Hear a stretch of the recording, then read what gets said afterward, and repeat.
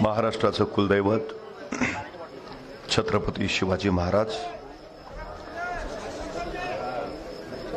समता समानतेचा संदेश देणारे महात्मा बसवेश्वरजी,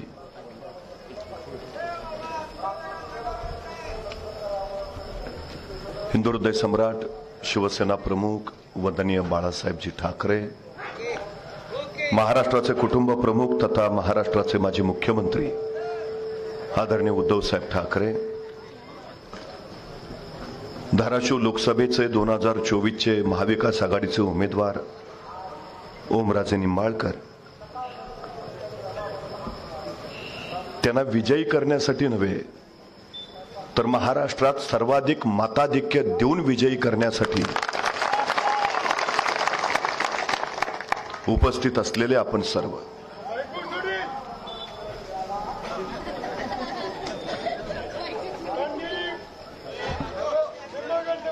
डॉक्टर बाबासाहेब आंबेडकरांनी या देशाला राज्यघटना समर्पित केली। ज्या दिवशी संसदेमध्ये राज्यघटना समर्पित झाली त्या दिवशी अत्यंत आनंदात असलेले डॉक्टर बाबासाहेब आंबेडकरांना पाहून आचार्य कृपलानीने एक प्रश्न विचारला की डॉक्टर साहेब आज प्रचंड आनंदी दिसताय। आणि डॉक्टर साहेब म्हणाले, हो, पूर्वी राजा राणीच्या पोटातून जन्माला यायचा, आता तो मतपेटीतून जन्माला येईल। आचार्य कृपलानी असं म्हणाले, पण आपली लोक अडाणी आहेत, आपली लोक अज्ञानी आहेत, कदाचित त्यांची मतं विकत सुद्धा घेतली जाऊ शकतील। डॉक्टर बाबासाहेब आंबेडकर म्हणाले, खरं आहे तुमचं, पण ज्या दिवशी इथल्या मतदारांना त्यांच्या मताची किंमत कळेल त्या दिवशी इथला मतदारच इथला राजा असेल, ही सगळ्यात महत्वाची गोष्ट आहे। देशाचं भविष्य घडवणारी ही निवडणूक आहे, उद्याच्या पिढ्यांचं भवितव्य घडवणारी निवडणूक आहे, राष्ट्राच्या प्रश्नांवर योग्य धोरण ठरवणारी ही निवडणूक आहे। त्यामुळे आपल्याला निर्णय योग्यच घ्यायला हवा, ही पहिली गोष्ट आपण लक्षात ठेवली पाहिजे। पण दुर्दैवाने गेल्या काही काळामध्ये महाराष्ट्रातल्या राजकारणाच्या पुलाकडून जे पाणी वाहून गेलंय, महाराष्ट्रातल्या सुसंस्कृत राजकारणाच्या ज्या चिंधड्या उडवल्या गेल्या त्या बघितल्यावर प्रश्न असा पडतो की पूर्वी मतपेट्या पळवल्या जायच्या, नंतर आमदार पळवायला लागले, आता पक्षच पळवून निघाले। सगळ्यात महत्वाची गोष्ट प्रकार काय आहे? शिवसेना फोडली, लोकांना प्रचंड संताप आला, राष्ट्रवादी फोडली, लोक प्रचंड उद्विग्न झाली, आणि त्याच्यानंतर तरुणांनी सोशल मीडियावर एक ट्रेंड चालवला, मतदान कार्ड विकणे आहे। अरे मतदान कार्ड विकणे आहे असं म्हणण्यापेक्षा या गद्दारी करणाऱ्यांना याच मतदान कार्डाची किंमत दाखवून देऊ असं म्हणणं हे लोकशाही समृद्ध करायचं लक्षण आहे। आम्ही जागृती लोकांची केली पाहिजे। हा सगळा गोंधळ बघून सुशिक्षित माणसं मतदानाला बाहेर पडेनाशी झाली आहेत। सुशिक्षित असणाऱ्या नागपूरमध्ये 55% मतदान झालं परवा, तर आदिवासी भाग असणाऱ्या गडचिरोलीमध्ये मात्र 74% मतदान झालं। म्हणजे त्या लोकांना मतदानाचा अर्थ कळतोय, सुशिक्षित लोक माझं भाग येत नाही, त्याचं कारण काय? लोकशाही समृद्ध करणं ही तुमची माझी सगळ्यांची जबाबदारी आहे। मुठभर लोकांचा सत्ता स्वार्थ हे राज्य व्यवस्थेचं अधिष्ठान कधी असूच शकत नाही। तत्व, न्याय, विश्वास आणि शिव या नैतिक मूल्यांच्या बळावरच राज्य व्यवस्था उभारावी लागते। जर राज्य व्यवस्थेच्या पायाशी नैतिक मूल्य नसतील तर ती राज्य व्यवस्था राहत नाही, तिथं नागरिक तयार होत नाही, तो जंगलचा कायदा होतो आणि तिथं फक्त गुलाम तयार होतात। ही सगळ्यात महत्वाची गोष्ट आहे। सगळ्यात जगातली सगळ्यात मोठी लोकशाही असणाऱ्या देशामध्ये गुलाम तयार व्हायला नकोत आणि ते न होऊ देणं ही सगळ्यात मोठी तुमची माझी जबाबदारी आहे, हे पहिलं लक्षात असू द्या। ही सगळ्यात महत्वाची गरज आहे। आज नेमकं चाललंय काय? कुठला घटक या देशातला समाधानी आहे, कुठला घटक या देशातला सुखी आहे? मला कधी कधी प्रश्न पडतो, भाई उद्धवराव पाटील याच मातीतले, धाराशिव ही त्यांची कर्मभूमी। 1958 ला ते मुंबई विधानसभेमध्ये विरोधी पक्षनेते म्हणून काम करत होते आणि त्यावेळी मुख्यमंत्री होते यशवंतरावजी चव्हाण। 1962 ला भारत आणि चीनचं युद्ध झालं आणि मुख्यमंत्री यशवंतराव चव्हाण दिल्लीला संरक्षण मंत्री म्हणून गेले। त्यावेळी सगळ्यांना असं वाटत होतं की आता यशवंतरावजी चव्हाण संरक्षण मंत्री म्हणून दिल्लीला गेलेत, म्हणजे महाराष्ट्राच्या मुख्यमंत्री पदावर आता वसंतराव नाईक बसतील. पण यशवंतराव चव्हाणांच्या मनात काय वेगळंच होतं. विरोधी पक्षनेते म्हणून काम करणाऱ्या भाई उद्धवराव पाटलांशी त्यांचा उत्तम संबंध आणि संपर्क आला होता. आणि यशवंतराव चव्हाणांना असं वाटत होतं की या महाराष्ट्राला विकासाच्या गतीनं जर पुढे कोण नेऊ शकत असेल तर ते भाई उद्धवराव पाटील, त्यांना महाराष्ट्राचं मुख्यमंत्री करायला हवं. आणि यशवंतराव चव्हाणांनी तत्कालीन खासदार रामराव आवरगावकर यांना सांगितलं की आपण भाई उद्धवराव पाटलांची गाठ घ्या. रामराव आवरगावकर त्यांच्याकडे आले आणि ते म्हणाले की यशवंतराव चव्हाणांची इच्छा आहे, आपण पक्षांतर करावं, आपण काँग्रेसमध्ये यावं आणि आपण मुख्यमंत्री पद घ्यावं. या महाराष्ट्राचं मुख्यमंत्री पद होण्याची संधी चालून आली होती भाई उद्धवराव पाटलांच्या समोर. यशवंतराव चव्हाणांनी सांगितलं पक्षांतर करा, काँग्रेसमध्ये या आणि महाराष्ट्राचं मुख्यमंत्री पद घ्या. पण या मातीतल्या भाई उद्धवराव पाटलांनी सांगितलं मी डाव्या चळवळीत काम करणारा कार्यकर्ता आहे, शेतकऱ्यांसाठी कष्टकऱ्यांसाठी लढणारा कार्यकर्ता आहे. माझा देह शेवटी लाल झेंड्यातच स्मशानात जाईल, मी कदापि पक्षांतर करणार नाही. मुख्यमंत्री पदाची संधी त्यांनी झिडकारली आणि तत्वाशी प्रामाणिक राहणं पसंत केलं, स्वतःच्याच पक्षात राहणं पसंत केलं. त्यांनी पक्षांतर केलं नाही, या धाराशिवची ती परंपरा. पण दुर्दैवानं 4-2 या मातीतले सुद्धा गद्दार झालेच. पण भाई उद्धवराव पाटलांची निष्ठेची ती परंपरा जर या मातीत कोणी जपली असेल तर ती ओमराजे निंबाळकरांनी जपली, हे आपण लक्षात घेतलं पाहिजे. आज श्री रामभक्त हनुमान जयंती आहे. तुम्हाला माहिती आहे जगभरात प्रभू श्री रामचंद्रांच्या बरोबर फक्त श्री हनुमानाचीच मंदिरं तुम्हाला दिसतील. प्रभू श्रीरामांच्या बरोबर असंख्य लोक होते, त्यांचे बंधू स्वतः लक्ष्मण सोबत होते. पण लक्ष्मणांची मंदिर आहेत का? मंदिर झालं प्रभू श्रीरामचंद्र भक्त हनुमानांचं. का? कारण हनुमानांची रामचंद्रांवर प्रचंड भक्ती होती, त्यांच्या ठाई प्रचंड निष्ठा होती. निष्ठेनंच देवत्व प्राप्त होतं, ही सगळ्यात महत्वाची गोष्ट आहे. अयोध्येला परत आल्यावर राज्याभिषेकाच्या वेळी सगळ्यांना बक्षिसं दिली गेली आणि त्यावेळी सीता मातेनं स्वतःचा एक अनमोल हार हनुमानाला दिला. हनुमानाने तो रत्नहार घेतला खरा, पण एका कोपऱ्यात बसून हनुमान त्या रत्नहारातला एक एक मणी फोडून बघायला लागला. सीता मातेनं काही कळेना, एवढा किमती रत्नहार आहे आणि हा फोडून का पाहतोय. सीता मातेने हनुमानाला विचारलं, हनुमान हे काय करताय? आणि हनुमान म्हणाले, या रत्नहारातल्या मण्यात श्री राम आहेत का मी बघतोय, पण इथं कुठंच मला राम दिसेना. जिथं राम नाही त्याचा मला काही उपयोग नाही. खरं तर ओमराजे निंबाळकरांना सुद्धा अनेक आमिष आली, अनेक गोष्टी द्यायची ऑफर सुद्धा आली असेल, पण या पठ्ठ्यानं एकच सांगितलं, जिथं लोककल्याणाचा राम नाही तिथं मला जायचं नाही. श्री हनुमानाने छाती पडल्यावर जसे प्रभू श्री राम दिसले, आमच्या हनुमान भक्त असणाऱ्या ओमराजे नाईक निंबाळकरांच्या हृदयात सुद्धा तशीच तुम्हाला शिवसेना दिसेल, उद्धव बाळासाहेब ठाकरेंची शिवसेना. हे निष्ठा असते, ही निष्ठा असते. 350 वर्षापूर्वी छत्रपती शिवाजी महाराजांनी स्वराज्य उभा केलं. अफजल खान 40,000ची फौज घेऊन महाराष्ट्रावर चालून आला आणि महाराजांच्या सोबत असलेल्या सरदारांना त्यांनी खलिते पाठवले, सोबत येऊन मिळा, नाहीतर घरादारावरनं गडवाचा नांगर फिरू. असंख्यानं पत्र गेली. असंच एक पत्र खंडोजी खोपड्यांना गेलं, सोबत या नाहीतर घरादारावरनं गडवाचा नांगर फिरू. आणि खंडोजी खोपडा गद्दार झाला, अफजल खानाला जाऊन मिळाला. असाच एक खलिता कान्होजी जेदे नाईक देशमुखांकडे आला, तो खलिता घेतला, सोबत या नाहीतर वतनावर जहागिरीवर गडवाचा नांगर फिरू. कान्होजी तो खलिता घेऊन महाराजांकडे आले. राजा अफजल खानाचा खलिता आलाय, काय म्हणतो? जी सोबत या म्हणतो, नाहीतर घरादारावरनं गडवाचा नांगर फिरवीन. म्हणजे आता सुद्धा नाही का हे भाजपवाले म्हणतात आमच्यात या नाहीतर ईडीआय सीबीआय पाठवू. तसाच प्रकार त्याच वेळी, सोबत या नाहीतर घरादारावरनं नांगर फिरू. महाराजांनी सांगितलं, कान्होजी मग तुम्ही काय निर्णय घेतलात? तसे कान्होजी म्हणले, काय बोलता राज, तसं नव्हे, तुमच्या वतनाचा प्रश्न आहे, घरादाराचा प्रश्न आहे, जहागिरीचा प्रश्न आहे.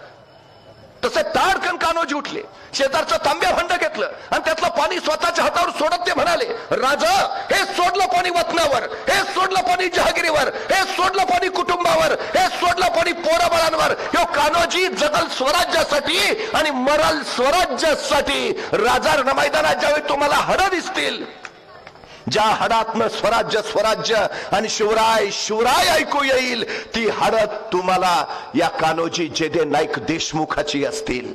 आजही आमच्या ओमराजे निंबाळकरांना विचारा, त्यांच्या धमन्या धमन्यातनं फक्त तुम्हाला एकच आवाज ऐकू येईल, जय महाराष्ट्र.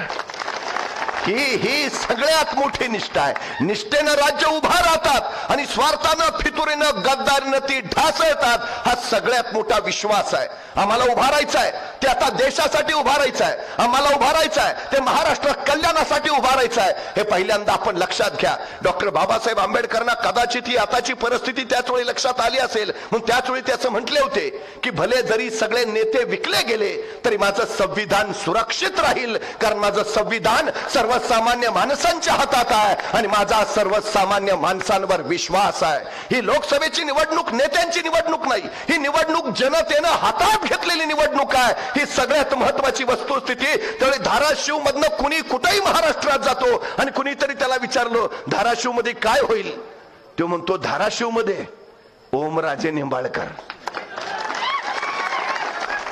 आता फक्त कितीनं एवढंच निकालात बघायचं आहे, बाकी सगळं काम झालंय. का? साधा खासदार आहे, सर्वसामान्य लोकात मिसळणारा खासदार आहे, कायम रेंज मध्ये राहणारा खासदार आहे, फोनवर उपलब्ध असणारा खासदार आहे आणि धाराशिवच्या विकासासाठी रात्रंदिवस काम करणारा खासदार आहे. सगळ्यात महत्वाची गरज आहे ती आहे आम्हाला उद्याच्या भविष्यासाठी ओमराजे निंबाळकरांना संसदेत पाठवणं. ही उद्याच्या देशाच्या भवितव्याची सगळ्यात मोठी गरज आहे. नाहीतर सध्या परिस्थिती फार विचित्र आणि वेगळी झालेली आहे. आपण कधीतरी शांतपणे या सगळ्या गोष्टींचा विचार करायला हवा. भारताची सरासरी वयोमर्यादा आज 28 वर्ष आहे. म्हणजे देशातले निम्मे लोक 28 वर्षाच्या आत आहेत आणि निम्मे लोक 28 वर्षाच्या पुढे आहेत.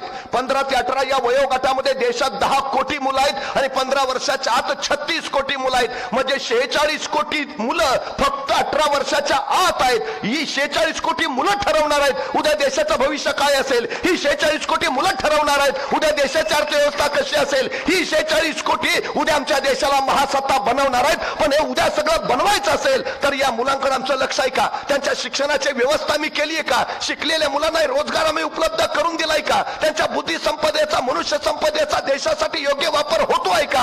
हे बघणं सगळ्यात मोठी आमची जबाबदारी आहे. आज परिस्थिती काय झाली आहे, काय अवस्था इथल्या शेतकऱ्यांची. स्वतःच्या रानात काम करणारा घामानं नितळणारा शेतकरी त्याच्या पोराबाळांना शाळेत पाठवू शकतो, त्यांना तो शिकवू शकतो, तेवढी संपत्ती त्याच्याकडे आहे. काय परिस्थिती आहे इथली? कधीतरी आम्ही शांतपणे या सगळ्या गोष्टीचा विचार केला पाहिजे. एका शाळेमध्ये एक सर वह्या तपासत होते पोरांच्या. शुद्ध लेखनाच्या 5 ओळी लिहून आणायला सांगितलेल्या आणि वह्या तपासता तपासता एका पोराच्या जवळ गेले. त्याला सांगितलं वही दाखव. पोरग उभा राहिलं. म्हटलं गुरुजी वही घरी राहिली. गुरुजी म्हणजे हात पुढं कर. सन 2 छड्या पडल्या. त्या वैद्यानं ते पोरग कळवळलं. डोळ्यातनं खळदिशा शिरू सुटला. तसे गुरुजी म्हणाले आता 5च्या ऐवजी उद्या 10 ओळी लिहून आणायच्या. तसं ते पोरग म्हणलं गुरुजी नाही जमणार. गुरुजीने परत हातावर छनखन छड्या मारल्या. त्या पोरग यातनेनं व्याकुळलं. गुरुजी म्हणाले आता उद्या 20 ओळी लिहून आणायच्या. तसं पोरग ठामपणे म्हणालं गुरुजी नाही जमणार. गुरुजींनी त्या पोराच्या पाठीवर छड्या मारायला सुरुवात केली. ते पोरग वेदनेनं यातनेनं कळवळत राहिलं. गुरुजी म्हणाले आता 40 ओळी लिहून आणायच्या. पोरग ठामपणे म्हणालं गुरुजी नाही जमणार. मग मात्र गुरुजीच हतबल झाले. त्यांनी पोरला विचारलं अरे तुझ्या भल्यासाठी सांगतोय, शुद्ध लेखनाच्या ओळी रोज लिहिल्या तर अक्षर सुधारेल, अक्षर सुधारलं तर मार्क चांगले पडतील, चांगले मार्क मिळाले तर पदवी मिळेल, पदवी मिळाली तर नोकरी मिळेल, का नाही आणत? तसा तो युलासा पोरगा म्हणाला गुरुजी तुम्ही रोज मला शुद्ध लेखनाच्या 5 ओळी लिहून आणायला सांगता आणि 2 महिने जाणारी माझी वही 15 दिवसातच संपून जाते. मग मी माझ्या बाबाकडे वहीसाठी पैसे मागतो आणि माझा बाप मला म्हणतो तुझा बाप काय कुबेराची औलाद आहे का तुला आठवड्याला वही आणून द्यायला? तुमचा भार सोसतो गुरुजी, पण माझ्या बापाच्या काळजातल्या वेदना मला नाहीच सहन होत. आमच्या पैठण मधली एक मुलगी संभाजीनगरला शाळेला जायची, पण वडिलांकडे पासासाठी पैसे नाही. मागावी तर मागावी कसे, वडिलांची परिस्थिती सगळी माहिती आहे. पैठणवरनं रोज छत्रपती संभाजीनगरला जायची, पण वडिलांची अवस्था बघितली आणि शेवटी तिने स्वतःच आत्महत्या करून घेतली. आम्ही आमच्या पोरांना शाळेसाठी 4 पैसे देऊ शकत नाही. काय अवस्था करून ठेवली, कसा देश महासत्ता होईल उद्याचा. आता तर 20 पेक्षा कमी पटसंख्या असणाऱ्या शाळा बंद करायचा घातकी निर्णय या सरकारने घेतला. 62,000 शाळा खाजगी कंपन्यांच्या घशात टाकल्या आणि समूह शाळेच्या माध्यमाने 18,473 शाळा बंदच करायचा निर्णय घेतला. म्हणजे आमची पोरं एक तर शेतकऱ्याला शिकवता येत नाही, जो शिकवायचा प्रयत्न करतोय त्याच्यासाठी आता शाळेची दारच बंद. कशी घडतील पोरं ही आमची. 70% लोक या देशातली शेती करतात. त्या जगाच्या पोशिंद्याची अवस्था नेमकी कशी आहे आज. उद्धवजी ठाकरे मुख्यमंत्री होते, 11,000 रुपये क्विंटल सोयाबीनला भाव होता. हा सोयाबीनचा भाव झालाय 4,500 रुपये. का झाला माहिती आहे? सोयाबीनचे दर कुणी पाडले माहिती आहेत? या केंद्र सरकारने, मोदी सरकारने 1,38,000 कोटीचं खाद्यतेल आयात केलं. 165 लाख टन सबक तेल देशात आलं. आमच्या शेतकऱ्याच्या सोयाबीनची गरजच नाही, म्हणजे सोयाबीन पडून राहिलं. कांदा चांगला झाला, कांद्याला परदेशात दर होता, 40% निर्यात शुल्क लावला. परत कांद्यावर निर्यात बंदीच घातली. परदेशातला दर उतरला, मग निर्यात बंदी उठवली. तुम्हाला माहिती आहे, भारत हा जगभर कांदा निर्यात करणारा सगळ्यात विश्वासार्ह देश होता. पण केंद्र सरकारच्या धोरणामुळे भारतातल्या शेतकऱ्यांचा कांदा परदेशात गेलाच नाही. सबब जगानं पाकिस्तानचा कांदा विकत घेतला. हे केंद्र सरकार कुणाचं भलं बघतंय, भारतातल्या शेतकऱ्यांचं का पाकिस्तानच्या शेतकऱ्यांचं? आमच्या शेतकऱ्याला कांदा परदेशात पाठवून न दिल्यामुळे जगानं पाकिस्तानचा कांदा घेतला, त्यांचं भलं झालं. तुम्हाला माहिती आहे, पूर्वी असं म्हणत होते की 1 क्विंटल कपाशी आणि 1 तोळा सोनं यांचा दर एकच होता. एकच होता दर.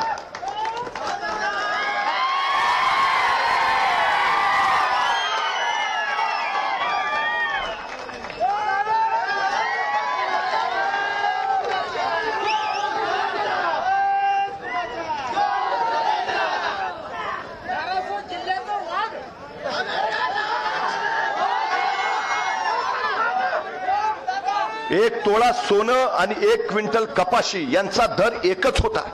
आज सोनं गेले 78,000वर आणि कपाशी आले 7,000च्या आत. हे राज्य शेतकऱ्यांचं आहे. केंद्रात बसलेलं हे मोदी सरकार शेतकऱ्यांच्या विरोधातलं सरकार आहे. हे पहिलं आपण नीट लक्षात ठेवा. गेल्या काही दिवसामध्ये 17.5 लाख लोकांनी देश सोडला. 2.5% लोक अशी होती ज्यांची संपत्ती 500 कोटीपेक्षा पुढे, ते इथं उद्योग निर्माण करू शकत होते पण गेले. आणि 97% आमची तरुण पोरं इथं नोकऱ्यांच्या संध्या नाहीत म्हणून परदेशात निघून गेली. तिकडं मी परवा दुबईला गेलो होतो, मला वाटलंच नाही मी दुबईत आहे. आपलीच गँग सगळी. म्हणलं इकडं काय, म्हणले तिकडं काय आहे. तिकडं काय नाही म्हणून इकडं आहे. अरे आपली माय पंढरी सोरमची पोरं परदेशात का निघालीत? नोकऱ्या नाहीत म्हणून. तुम्हाला माहिती आहे, ऍपल मध्ये 34% भारतीय पोर आहेत, मायक्रोसॉफ्ट मध्ये 32% भारतीय पोर आहेत, इंटेल मध्ये 17% भारतीय पोर आहेत, IBM मध्ये 27% भारतीय पोर आहेत, आणि अमेरिकेची अंतराळ संशोधन नासा त्याच्यामध्ये 36% भारतीय मुलं आहेत. म्हणजे आमच्या पोरांच्या बुद्धी संपदेचा वापर आमच्या देशाची अर्थव्यवस्था बळकट करण्यासाठी नाही, इतर देशांची अर्थव्यवस्था बळकट करण्यासाठी होतोय, हे आम्ही लक्षात घेतलं पाहिजे. 80 कोटी जनता रेशनच्या धान्यावर जगते. 80 कोटी. म्हणजे या गोष्टीची लाज बाळगायची सोडली आणि हे सरकार जाहिरात करतोय 80 कोटी लोकांना आम्ही मोफत रेशन देतो. अरे दिवाळी सारखा सण साजरा करायला सुद्धा 100 रुपयाचा आनंद शिला द्यावा लागतो. इतकी परिस्थिती बिघडली आमच्या लोकांची, आणि तुम्ही काय सांगता? हे कधीतरी आम्ही शांतपणे या सगळ्या गोष्टींचा विचार केला पाहिजे. एका राजाच्या दरबारात एक गायक आला. गाण्याची मैफल चालू झाली आणि गाण्याची मैफल चालू झाल्यावर गायकानं गाणं चालू केलं. इतकं सुंदर गायला की राजा प्रचंड खुश झाला. अप्रतिम, बहुत खूप, मी भयान खुश आहे तुझ्या गाण्यावर, 15 लाख तुझ्या खात्यावरच जमा करतो. राजाचं बक्षीस ऐकलं गायकाला जे हुरूप चढला, 15 लाख खात्यावर म्हणजे विषयच मिटला म्हटला. त्यांना आणखी गाणं चांगलं म्हणायला सुरुवात केली. चांगलं गाणं, इतकं चांगलं गाणं म्हटला. राजा भयान खुश, म्हटला पक्क घर दिलं चल. आता तर गायकाला ऊर भरूनच आला, तो आणखी चांगलं गायला लागला, राजा आणखी खुश झाला, तुझ्या पोरला नोकरी दिली, चल. गायक इतका खुश, मैफल संपली, संध्याकाळी घरी आला, बायकोला सांगितलं राजानं माझं गाणं ऐकलं, राजा इतका खुश झाला की 15 लाख खात्यावर जमा करतो म्हणला, पोराला नोकरी देतो म्हणला, आपल्याला पक्क घर देतो म्हणला. बायको म्हणली बरं झालं बाई, आता अच्छे दिन येणार. पण बायको वाटच बघत बसली. महिना झाला, वर्ष झालं, 2 वर्ष, 3 वर्ष, 4 वर्ष, शेवटी बायको वैतागली. नवऱ्या म्हणाली गप उठायचं आणि राजाकडे जायचं. ते 15 लाख पक्क घर, पोराची नोकरी घ्यायची मग घरला यायचं. बिचारा निमूटपणे राजाकडे गेला, म्हटला 4 वर्षापूर्वी महाराज मैफल झाली होती, माझं गाणं ऐकलं, तुम्ही लय खुश झाला, माझ्या खात्यावर 15 लाख जमा करतो म्हटला, नंतर पक्क घर देतो म्हटला, पोरला नोकरी देतो म्हटला, पण महाराज अजून काहीच जमा नाही. तसे महाराज म्हणले हे बघ, तुझं गाणं ऐकलं की माझे कान खुश व्हायचे आणि माझं बक्षीस ऐकलं की तुझे कान खुश व्हायचे. या देण्या घेण्याचा विषय येतो कुठं? आमचं दुसरं काय झालंय, त्यांनी घोषणा करायच्या आम्ही खुश, आम्ही मत द्यायची ते खुश, देण्या घेण्याचा विषय आहे कुठे? आता मोदीची की गॅरंटी गॅरंटी गॅरंटी म्हणून सांगतात, तर त्या गॅरंटीचं वॉरंटीचं काय? 2022 ला देश महासत्ता होणार होता, आता 24 ला सांगतात 47 ला महासत्ता होईल म्हणून. विचारा ना, काय झालं 15 लाखाच्या तुमच्या गॅरंटीचं, काय झालं 2 कोटी नोकऱ्यांच्या गॅरंटीचं, काय झालं 2022 पर्यंत पक्की घरं देणार होता त्या गॅरंटीचं, काय झालं नमामि गंगेच्या स्वच्छता अभियानाचं, काय झालं मेक इन इंडियाचं, काय झालं डिजिटल इंडियाचं, काय झालं स्मार्ट इंडियाचं, काय झालं अरबी समुद्रात छत्रपती शिवाजी महाराजांचं स्मारक उभारणार होता त्याचं, काय झालं इंदू मिलमध्ये डॉक्टर बाबासाहेब आंबेडकरांचं स्मारक उभारणार होता त्याचं, काय झालं आदर्श गावांचं, काय झालं स्मार्ट सिटीचं, काय झालं आत्मनिर्भर भारताचं. अहो, भारताला आत्मनिर्भर करायचं राहू द्या, आधी स्वतःचा पक्ष तरी आत्मनिर्भर करा. अहो, या 2024च्या निवडणुकीत 116 उमेदवार यांचे बाहेरचे आहेत. 116 गाडीवर पुरावे घेणार होते आणि चक्की पिसिंग पिसिंग करणार होते, घेऊनच टाकले. शिवसेना फोडली, राष्ट्रवादी फोडली, काँग्रेसचे आदर्श नेतेही घेतले, मनसे घेतली. मला वाटलं आता तरी थांबतील, यांनी धाराशिवचे पण 4 गडी वडले. अरे तुमचं चाललंय काय? तुमच्या लक्षात येईना काय चाललंय? 1 नेशन 1 टॅक्स सारखी त्यांना 1 नेशन 1 पार्टी बनायचं आहे. या देशात दुसरा पक्षच नको, या देशात फक्त एकच पक्ष भाजपा, बस, दुसरं नकोच. काय हे लोकशाहीला घातक आहे. आम्ही राजकीय विरोधक आहे म्हणून सांगत नाही हुकुमशाही येते. ही वस्तुस्थिती काय चालली ते बघा. कालच्या निवडणुकीमध्ये सुरतमध्ये पहिला भाजपचा उमेदवार जिंकून आला का? काँग्रेसच्या उमेदवाराचा अर्जच बाद झाला. त्याचे सूचक आणि अनुमोदक गायब आहेत. चंदीगडमध्ये महापौर पदाची निवडणूक झाली, 8 अर्ज सरळ बाद केले डोळ्या देखत त्या निवडणूक आयोगाच्या अधिकाऱ्यानं. नशीब सीसीटीव्ही होता, सगळं कळलं आणि सुप्रीम कोर्टानं त्याचं वर्णन करताना म्हटलं it's a murder of democracy, हा लोकशाहीचा खून आहे. ही वस्तुस्थिती आहे इथली. ही स्वीडनची एक संस्था आहे, तिनं अहवाल प्रकाशित केलाय व्हरायटी ऑफ डेमोक्रेसी. भारतीय लोकशाहीचं वर्णन करताना ती सांगते इलेक्ट्रोल ऑटोक्रेसी, म्हणजे एकाधिक निर्वाचित एकाधिकारशाही या देशात यायला लागली. भारत सरकार की गॅरंटी का नाही म्हणत तुम्ही? मोदीची की गॅरंटी हा काय प्रकार आहे? ही एकाधिकारशाही आहे, हे लक्षात घ्या. सगळ्यात महत्वाचं, अनेकांनी बलिदान देऊन हे स्वातंत्र्य मिळवलंय, आम्हाला मतदान करून हे स्वातंत्र्य टिकवायचं आहे. सगळ्यात महत्वाची गरज आहे. ही स्वातंत्र्याची दुसरी लढाई आहे, सगळ्यात महत्वाचं दुसरी लढाई आहे स्वातंत्र्याची. ओमराजे निंबाळकर लढवय्या म्हणून या लढाईत सामील झालेत, लढतायत, बेभानपणे लढतायत. सामील व्हायला हवं आम्हाला, नाहीतर काही खरं नाही पुढच्या काळात. एका शेतकऱ्याच्या घरात मांजरीला 4 पिल्लं झाली आणि ती पिल्लं जन्माला आल्याबरोबर अच्छे दिन ओरडायला लागली. त्या शेतकऱ्याला पण काय कळेना. चर्चा गावभर झाली, माणसांची रांगच लागली. असली कसली पिल्लं आहेत, अच्छे दिन म्हणतायत. त्यांच्या जिल्ह्याच्या भाजपच्या नेत्याला पण कळलं, शेतकऱ्याच्या घरी मांजराला पिल्लं झाली आणि ती जन्माला आल्यावर अच्छे दिन म्हणायला लागलीत. ती भाजपचा नेता आहे म्हटलं, मग मोदीजी आणणारच आहेत अच्छे दिन. पिल्लांना पण कळतंय आणि तोही आला शेतकऱ्याच्या घरी, कशी पिल्लं म्हणतात अच्छे दिन. पिलांजवळ पोचला तेव्हा ती पिल्लं म्हणत होती खराब दिन, बुरे दिन, खराब दिन, बुरे दिन. त्या भाजपच्या नेत्याला आला राग. तो शेतकऱ्याला काय रे तू तर सांगत होता तिला अच्छे दिन म्हणतायत, हिथं आलो तरी खराब दिन बुरे दिन म्हणतात, काय सांगत होतास मग. तसा शेतकरी म्हणला साहेब ही जन्माला आली त्यावेळी अच्छे दिनच म्हणत होती, पण त्यावेळी त्यांचे डोळे उघडले नव्हते.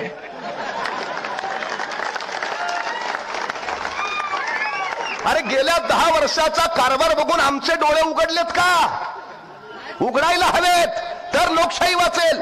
परवा भाजपचे खासदार म्हणाले आम्हाला 400 पार का जायचंय, कारण आम्हाला संविधान बदलायचं आहे. संविधान लक्षात घ्या काय चाललंय ते. शेतकऱ्यांचं आंदोलन दिल्लीच्या तिथं होतं, रस्ते उकडले गेले, खिळे ठोकले गेले, गोळीबार अश्रुधुराच्या नळकांड्या सोडल्या. हा देश कुणाचा आहे? शेतकऱ्यांचा नाही. 5000 शेतकरी मारले गेले, वारकऱ्यांवर लाठीचार्ज झाला. जालन्याला मराठा समाजानं आरक्षणासाठी आंदोलन केलं, तिथं बेभान लाठीचार्ज केला. का? कुणाचं राज्य आहे? नीट आणि आपण शांतपणे या सगळ्या गोष्टींचा विचार केला पाहिजे. तुम्हाला माहिती असेल तर सांगतो, छत्रपती शिवाजी महाराजांनी आम्हाला महाराष्ट्र धर्म दिलाय. हा महाराष्ट्र धर्म म्हणजे काय तर राष्ट्राचं रक्षण करणं हा महाराष्ट्र धर्म आहे. मराठे पानिपतावर गेले, 1 लाख बांगडी फुटली. पानिपतावर का? त्यांनी महाराष्ट्र सांभाळावा नाही. महाराजांनी सांगितलं राष्ट्राचं रक्षण. अब्दाली महाराष्ट्रावर आक्रमण करायला येत होता नव्हे, देशावर राज्य करायचं होतं, म्हणून मराठे गेले, लढले, पराभूत नाही झाले.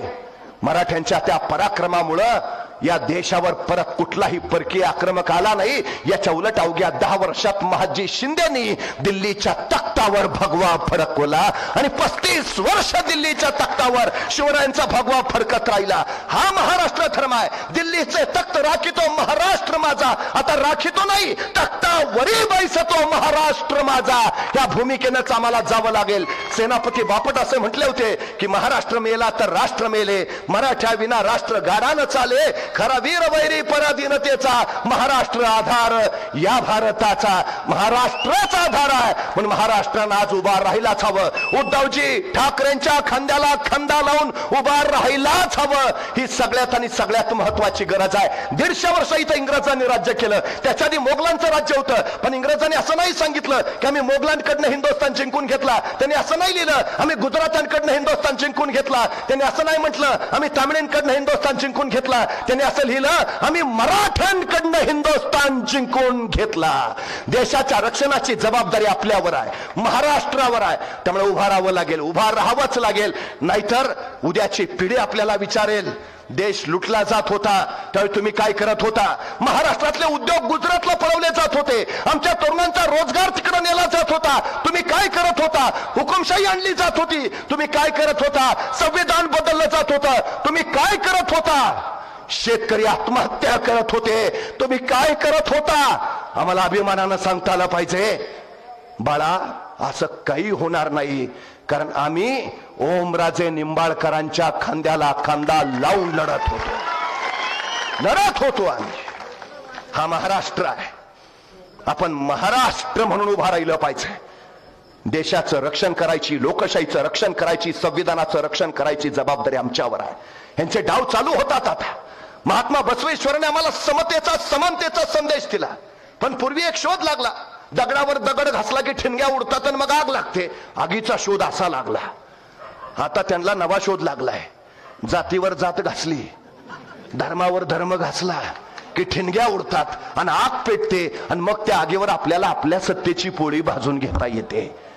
हे डाव हाणून पाडायला हवेत, हे डाव हाणूनच पाडायला हवेत, हे पहिलं लक्षात असू द्या. हा महाराष्ट्र आहे, रुमनं बाजूला टाकून दिल्लीच्या तख्ताला पोलादी हाताने धडका मारणारा हा महाराष्ट्र आहे. चिनाबच्या पल्याड जाऊन अब्दालीच्या पोरांच्या नांग्या ठेचणारा हा महाराष्ट्र आहे. मृत्यूच्या कराल दाडेतही बचेंगे तो और भी लढेंगे असं कडाडणारा हा महाराष्ट्र आहे. मराठा हो चढकर मारूंगा असं म्हणत उत्तरेत थैमान घालणारा हा महाराष्ट्र आहे. हा महाराष्ट्र सांगत राहिलाय, हा महाराष्ट्र वाघांचा. महाराष्ट्र आणि वाघ उगा कुणाच्या वाट्याला जात नाहीत, पण कुणी डिवचलं तर फाडल्याशिवाय आणि गाडल्याशिवाय थांबत नाही. ही लढाई आहे, या लढाईला आपण उभा राहायला हवं. येत्या निवडणुकीमध्ये पक्षप्रमुख उद्धवजी ठाकरेंच्या, शिवसेना या पक्षाच्या मशाल या चिन्हाचं बटन दाबून ओमराजे निंबाळकरांना देशात सर्वाधिक मताने आपण विजयी कराल असा विश्वास मला आहे। सगळ्यात महत्वाचं याचं कारण त्यांच्या हृदयात महाराष्ट्र आहे, त्यांच्या हृदयात राष्ट्र आहे, त्यांच्या हृदयात शिवसेना आहे। उगाच आपलं हृदयात भाजपा, रक्तात राष्ट्रवादी आणि हातात धनुष्यबाण असला प्रकार नाही। त्यामुळे निश्चितपणे मला खात्री आहे आपण ओमदादांना प्रचंड मताधिक्यानं निवडून द्याल अशी अपेक्षा करतो। थांबतो। धन्यवाद।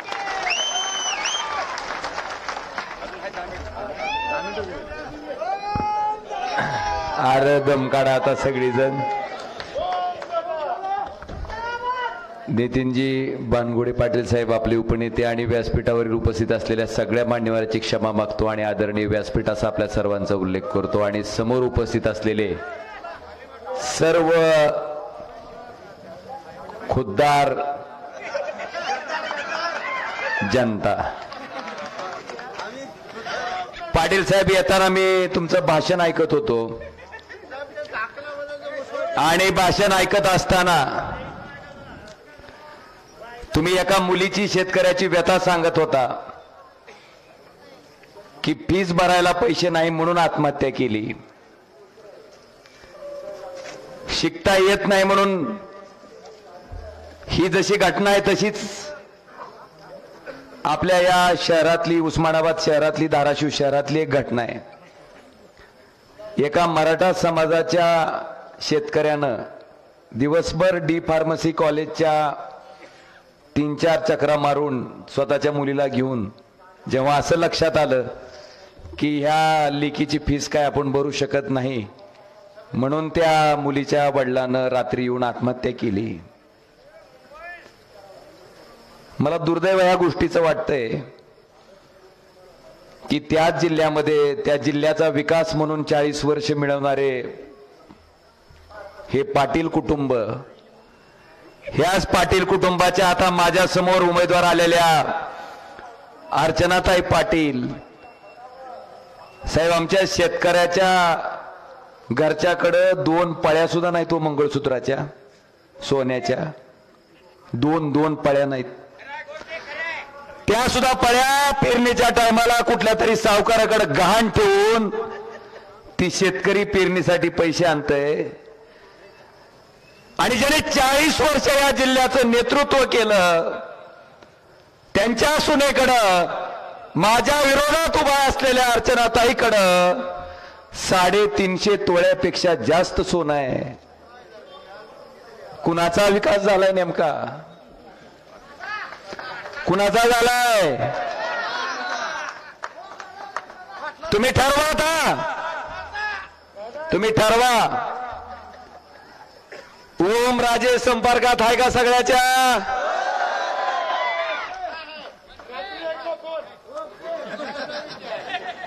अरे हीच दुखायलंय साहेब। 8 आमदार आहेत, 8 रोज फेरावळीनं माझ्या फोनवर बोलते आणि आता म्हणते इलेक्शन चालू झाले दाखवलं आम्ही बोलतो। अरे तू हे आता दाखवायसाठी बोलायलाय? ओमराजे मागच्या 5 वर्षापासून रोज बोलतय, दुखायलंय। संपर्काच्या बाबतीत बोलू शकत नाहीत। मला तुम्हाला सगळ्याला प्रश्न विचारायचा आहे, त्याच मराठा शेतकऱ्याची व्यथा बघून जरांगे पाटलाचं आंदोलन होण्यापूर्वी ह्याच ओमराजेनं लोकसभेत मराठा आरक्षण हा विषय लावून धरला। काय म्हणलं की तामिळनाडू राज्याचं मराठा आरक्षण 50% पुढे गेल्यावर जर टिकू शकत असेल तर महाराष्ट्राचं सुद्धा आरक्षण जसं अफिडेव्हिट केंद्र सरकारनं तामिळनाडू सरकारच्या बाबतीत दिलं तसंच द्या आणि मराठा समाजाचं आरक्षण टिकवा। मला तुम्हाला विचारायचंय, महात्मा बसवेश्वरांना मानणारे लिंगायत समाजातील सगळे अनुयायी ज्यांनी 12व्या शतकामध्ये समानतेचा संदेश दिला, हा समाज त्या ठिकाणी अल्पसंख्याक समाजाच्या दर्जाची मागणी करतोय, लिंगायत धर्माची मागणी करतोय। ही मागणी करणारा सुद्धा तुमचाच एकमेव खासदार ओमराजे त्या ठिकाणी संसदेत होता। धनगर आरक्षण, मुस्लिम आरक्षण हा मागणारा फक्त एकमेव खासदार तुमचा लोकसभेत होता. आता मला नाव नेमकं कशात ठेवता हो? ह्या जिल्ह्याचं शासकीय वैद्यकीय महाविद्यालय आम्ही धाराशिवला केलं, मंजूर केलं, चालू केलं. 3ऱ्या वर्षाचे ऍडमिशन चालू आहेत. पुढच्या वर्षी डॉक्टर झालेली मुलं त्या कॉलेजमधून बाहेर पडतेत. हे उद्धव ठाकरे साहेबांच्या काळात त्या ठिकाणी आम्ही करून घेतलं. 1303 कोटी रुपयाची RDSS ची योजना राबवली. 40 नवीन सबस्टेशन आपल्या जिल्ह्यासाठी मंजूर केलेत. 1303 कोटी खर्च करून हे ओमराजेने केलंय. अनेक कामं सांगता येतील.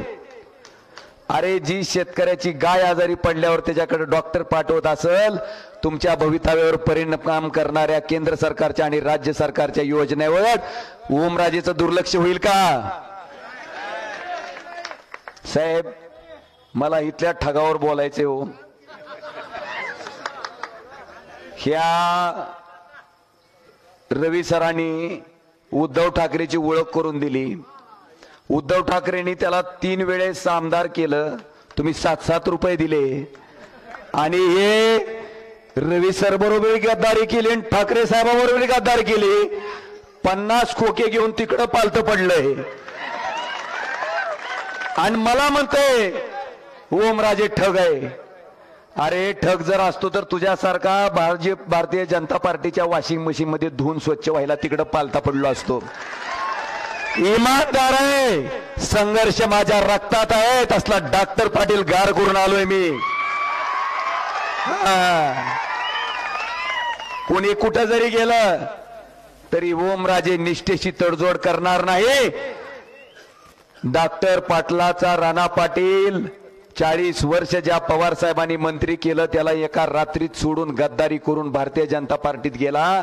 पण ज्या उद्धवजी ठाकरेंनी मला एकदा आमदार आणि खासदार केलं, त्यांचा पक्ष फुटत असताना, चिन्ह जात असताना, सत्ता जात असताना त्या 50 खोक्यावर लात मारून उद्धवजी ठाकरे साहेबाच्या मागे प्रामाणिकपणे मी उभा आहे. मला जास्त काय सांगायचं